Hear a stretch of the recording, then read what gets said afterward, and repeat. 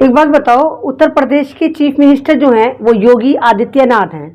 तो संभल का भी कोई चीफ मिनिस्टर बन गया क्या? कोई नया मतलब पोस्ट निकली है, संभल अलग हो गया, नई स्टेट बन गई कि संभल कि जहाँ का नया सीएम बना है और वो नए नए फतवे निकाल के लाता रहता है कि मस्जिद में नमाज नहीं होगी, मस्जिद के बाहर नमाज नहीं होगी। कमाल की बात ये देखो कि जब मस्जिद में नमाज पढ़ने वाले जो हैं, जब मस्जिद में कैपेसिटी नहीं रहती है, ईद है, जुमा है, बहुत ज्यादा लोग नमाज पढ़ते हैं, तो उसमें मतलब मस्जिद वाला तो मस्जिद के बाहर जाने नमाज नहीं बिछा सकता। आप उसका पासपोर्ट कैंसिल कर देंगे, आप उसको जेल में डाल देंगे, यूएपीए लगा देंगे।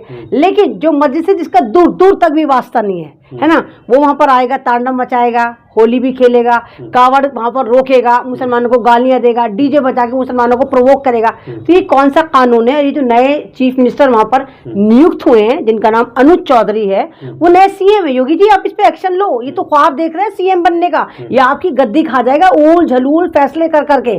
ये दिखा रहा है कि सबसे बड़ा कट्टर कौन, योगी बड़ा कट्टर या अनुज चौधरी बड़ा कट्टर, मुसलमानों का सबसे बड़ा दुश्मन कौन। तो ये नए नए फतवे ला रहे। ये बावला तो ऐसा पागल आदमी बेवकूफ की पैदा है, ये तो कह रहा है कि मुसलमान अपनी छतों पर भी नमाज नहीं पढ़ेंगे, मतलब ईद की जो नमाज है वो अपनी छतों पर भी नहीं पढ़ेंगे, संभल में घर में पढ़ लो, दिक्कत नहीं, ईद की नमाज वो घर में नहीं आती। ये तो तुम फिर बेवकूफ़ी दिखा रहे हो। फिर तो तुम जिस तरह है कि ये जो जाते हैं तमाम, इनके स्नान होते हैं, इनका कुंभ का मेला लगता है, वहां जाके क्या ड्रामे करते हैं, ये भी सब घर में करते हैं। देखो धर्म में उंगली मत करो।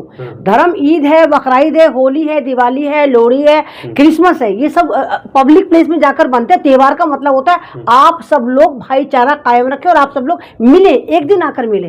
तो ये कोई एक लोकल त्योहार तो नहीं होता कि ईद है तो अहमद रिजवी का त्योहार है, या हसन का त्योहार है, शाहनवाज का त्योहार है, या किसी एक पर्टिकुलर मुसलमान का त्योहार। ये सब मुसलमानों का त्योहार है, अब पूरी दुनिया में मनाया जाता है। एक तरह की कहिए कि अफ्तार होती है जो हम 30 रोजे रखते हैं रमजान में, उसकी ग्रांड अफ्तार का नाम है ईद। यानी हम 30 रोजे की अफ्तार ईद के दिन करते हैं और उसमें सब लोगों को बुलाते हैं, सवैयां बनाते हैं, मीठी मीठी चीजें बनाते हैं, एक दूसरे को शगुन जिसको ईदी कहते हैं वो देते हैं। लेकिन ये अनुज चौधरी जो उल्टे सीधे फैसले लेकर आ रहा है, तो ये ड्रामेबाजी है। आप ये देखिए कि पूरे साल में जब ये कावड़ निकालते तो पूरे एक महीने तमाम रोडों को जाम करा जाता है। ये हुड़दंग हुल्लड़ गैंग जो है, ये नशेड़ी गंजड़ी गैंग आता है, प्रवोक करता है, डांस करता है, ड्रामा करता है, तमाम हिंदुस्तान इससे डिस्टर्ब रहता है। तब तो आपने नहीं कहा कि कावड़ियों पे पाबंदी लगनी चाहिए, कावड़ियों को इनके मकानों पे बुलडोजर चला देना चाहिए, इनके अगर अवल बात तो सारे के सारे ऐसी टोली होती है जिनके पास खाने को भी नहीं होता, तो इनका तो पासपोर्ट तो इनके पास होता ही नहीं जिसको जब्त करा जाए। क्योंकि जो अच्छे वाले लोग होते हैं जो कावड़ उठा के लाते वो सड़क पे हुड़दंग नहीं मचाते, वो अपनी गाड़ी से जाते हैं, स्नान करते हैं, जल वहां से लेकर आते हैं और अभिषेक जल को अभिषेक कर देते हैं। तो ये सारी ड्रामेबाजी है, ये सिर्फ मुसलमानों को प्रवोक करना चाहते हैं। अभी आपने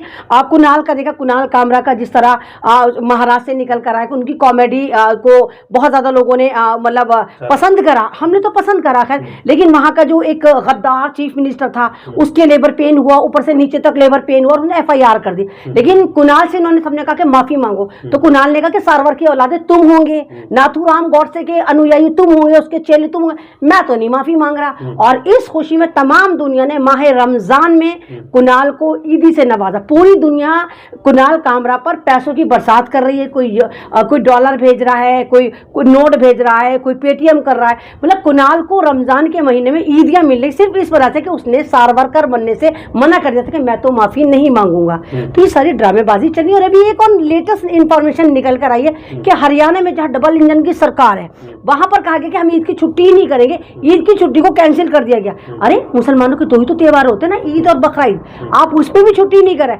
दूसरी तरफ मोदी जी कह रहे हैं कि जी हम ईदी बांट रहे हैं, हम 23 लाख औरतें हैं, पता नहीं 25 लाख औरतें, हाँ सौगाते मोदी, मतलब सौगाते मोदी। एक ये तो तुम ड्रामा बंद करो, एक तरफ तो आप सौगात दे रहे मोदी जी, या तो आपकी वैल्यू भी जीरो हो गई।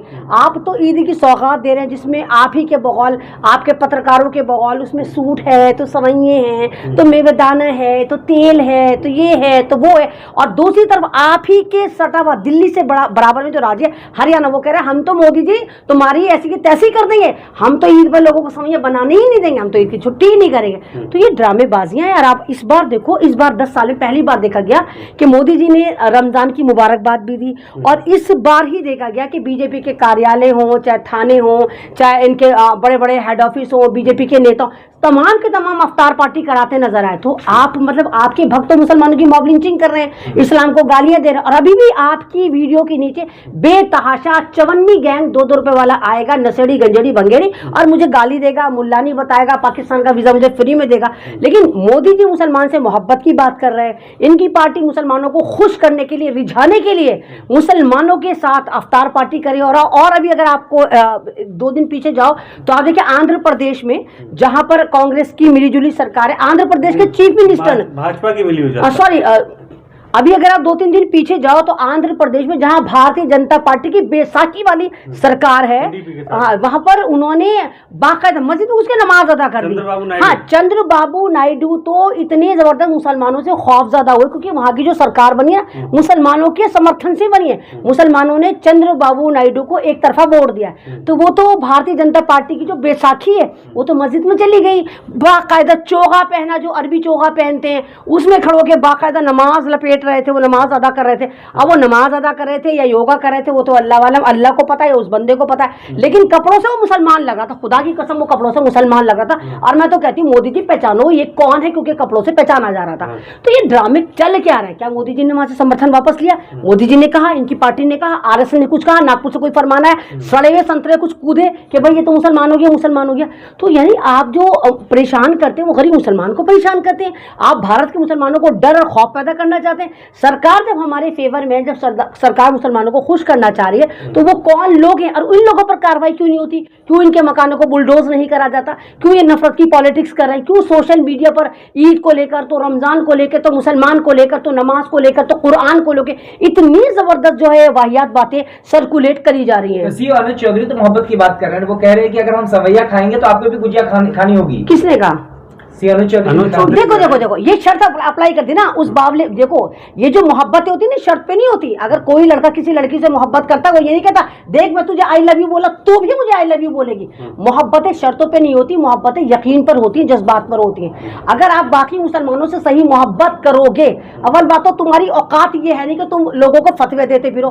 तुम एक वहां के पुलिस में हो, आला अधिकारी हो, तुम्हें जो लॉ एंड ऑर्डर मेंटेन करने का काम दिया गया, और वर्दी का कोई धर्म नहीं होता, ना वर्दी मुसलमान होती है ना वर्दी हिंदू होती है। वर्दी सिर्फ देश के लिए पहनी जाती है, देश के लोगों को प्रोटेक्ट करने के लिए पहनी जाती है। हु आर यू के जो सवैये खाएगा तो वो गुंजिया भी खाएगा, ये कोई ड्रामेबाजी नहीं होती। और मुसलमान कब गुंजिया नहीं खाते? अबे बाबे तुम्हारे कांटेक्ट में शायद मुसलमान कोई होगा ही, तभी तो तुम शर्तें रख रहे हो। वही वाली बात है ना, जब नागपुर से सारे के सारे ज्ञान लेकर आते हैं ना, और वहां से इनके पास फर्रे आते हैं, वहां से इनके पास नफरतें आती हैं, तो इनको एतराफ में नजर नहीं आता। इनको पता ही नहीं है कि हिंदू क्या होता है, मुसलमान क्या होता है, मुसलमानों की सीख क्या है, हिंदुओं की सीख क्या है। तो ये शर्तें रखा है, शर्तों पर धर्म नहीं चलता है। मुसलमान मोहब्बत का पैकर है, मुसलमान होली दिवाली मिलजुल कर बनाते हैं। अंधे को नजर नहीं आया? आपने देखा कि रमजान में सिलमपुर में होली खेलने वालों पर फूल बरसाए गए क्योंकि वो जुमे में आई थी, और वही उन तमाम हिंदू भाइयों ने जो रंगोली खेले थे उन्होंने मुसलमानों के ऊपर फूल बरसाए जो जुमे की नमाज पढ़ रहे थे। क्योंकि होली तो सुबह 8 बजे से खेलनी शुरू हो जाती है,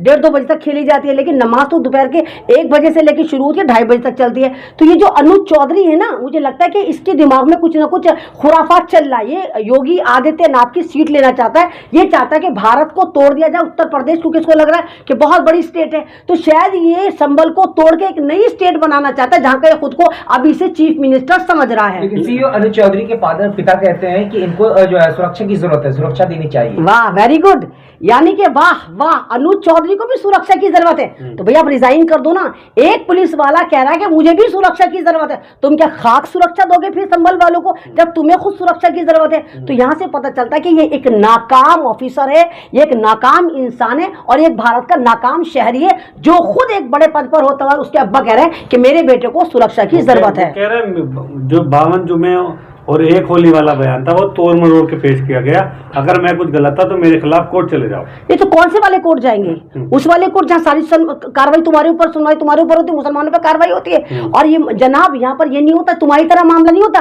किसी मुसलमान को देखा कि ठोक डालेंगे, किसी मुसलमान को देखा बुलडोजर लेकर पहुंच गए, मकान तोड़ दिया। अदालत में धैर्य रखना पड़ता है, अदालत में फैसले आते आते 5 से 6 साल लग जाते हैं। मतलब इस वजह से तुम्हारे पास अदालत में जाते हैं तो पूरा खानदान को जेल में चढ़ा देते हैं। अरे ऐसे से वाकई उत्तर प्रदेश के निकल कर आते हैं। 12-13 साल का बच्चे को भी इसलिए मारा कि वो 5,000 नहीं दे रहा था। अभी उत्तर प्रदेश का एक वाकया है कि किसी मजदूर के पैसे किसी ठेकेदार ने ले लिए थे, वो पुलिस के पास गया, उसके 21,000 रुपए निकल गया, पुलिस ने उसमें 6,000 रुपए हिस्सा मांगा, वो बंदा दे नहीं पाया, उसको लगा कि 21,000 तो मेरी मेहनत है, मैं कैसे दूं। पुलिस वालों ने उसको इतना मारा और उसके ऊपर उल्टी सीधी दिफाएं लगा दी कि फिर सेटलमेंट जो हुआ वो 25,000 में हुआ, यानी 21,000 रुपए उसने कमाए थे और पुलिस वालों ने 25,000 रुपए लेके उसकी वो दिफाएं खत्म करी जो उस पर फर्जी लगाई थी। तो पुलिस तो इस वक्त पार्टी का काम करी, वो तो एक गुंडा पार्टी का काम करी। पुलिस जनता के लिए काम नहीं करती, पुलिस जो है वो किसी भी स्टेट की या सरकार की पार्टी बनकर काम करती है और उन लोगों को डराने का काम करती है जो हक की बात करते हैं।